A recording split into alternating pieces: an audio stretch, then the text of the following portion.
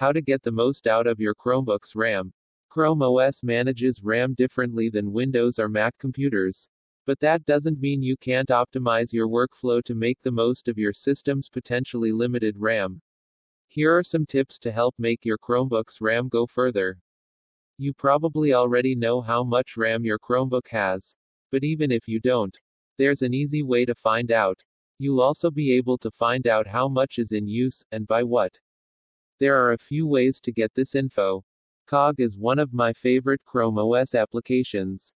It doesn't get frequent updates, but it's still a super useful utility for checking your system stats. It displays CPU, storage, RAM, battery, internet activity, and more data all in real time.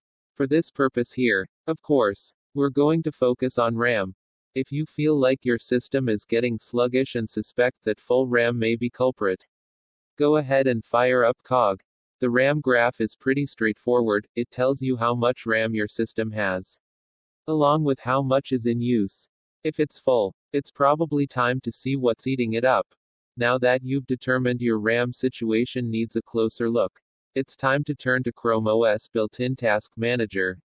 Just hit Search plus Escape on the keyboard to bring it up. Alternatively, you can fire up the Chrome browser.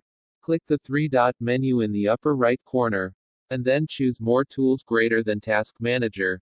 Once it opens, you'll get a good snapshot of your system's current state, including memory, CPU, and network usage. Click the Memory Footprint button until it shows a down arrow to sort by most used. From there, you can start to pinpoint what's eating up your system's RAM.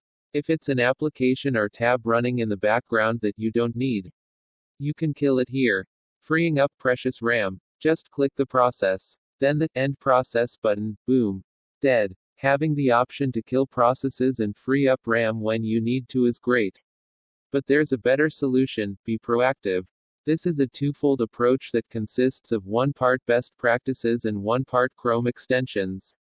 Let's talk about it. It should probably go without saying, but you should close stuff that you're not using.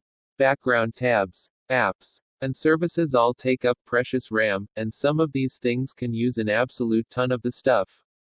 For example, on my Windows machine, I have 6 always pinned tabs, 3 Gmail accounts, Trello, Google Play Music, and Facebook Messenger. On my Pixelbook, which has half the RAM of my Windows machine, I only have 2 pinned tabs, Trello and Facebook Messenger. Why? Because Gmail uses an absurd amount of RAM. So I only open it when I need it. That's a perfect example of things that you might need to adjust when you switch from a Windows or Mac computer to a Chromebook.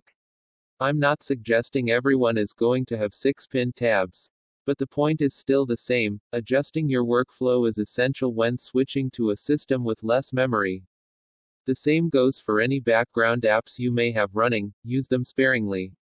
If you're not using something or it's not crucial that it stays open all the time, kill it. Try to refine your workflow. Only open what you need. Keep everything else closed until that time comes. If you like to experiment with various apps and extensions, there's a chance you could have a whole gaggle of crap you're not using. And a lot of that stuff could be running in the background, eating up RAM. To see which extensions you have installed, fire up a new tab in Chrome. Click the menu greater than More Tools greater than Extensions. You can also type CHROME://extensions into Chrome's Omnibox. Scroll through and take a look at each extension or app. If you don't know what it is or it's something you don't use, get rid of that sucker. Smash that remove button to kill it with fire. Fire. Not only will this free up RAM by killing background processes, but it'll make for an overall cleaner system. You're welcome. Now that you've gotten rid of a bunch of extensions you don't use, let's add a few that can do some good. There are 3 essential extensions here, and the best part is that you don't need all of them. They all do different things, but you can easily get by with 1 or 2 of the options. ONETAB is a great extension that allows you to keep groups of tabs together without keeping them open. You can send tabs to ONETAB and save them into lists, which is excellent for research and whatnot, meaning you don't have to keep them open any longer. It's sort of like supercharged bookmarks or a more organized pocket list. It's just a useful extension that allows you to organize and close tabs without losing them forever. Best of all, it's free. Grab it from the Chrome Web Store. If you like the idea of keeping all your tabs open all the time but don't want them hogging resources, like RAM, then the Great Suspender is for you. It suspends tabs after they've been inactive for a user-definable amount of time, the default is 1 hour, which puts them into a low memory state. To resurrect a suspended tab, click anywhere inside that tab's window, boom, it's awake. If you were to combine ONETAB and the Great Suspender, you'd get something very similar to Tab Wrangler. Instead of suspending tabs and leaving them open as the Great Suspender does, Tab Wrangler will automatically close them after a user-defined amount of time.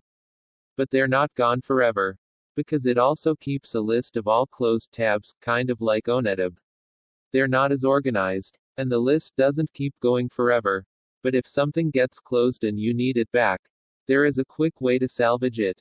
So there you are. And there you go. Whether your Chromebook is 2 GB or 16 GB of RAM, these tips should help you make it go further. Text source, howtogeek.com.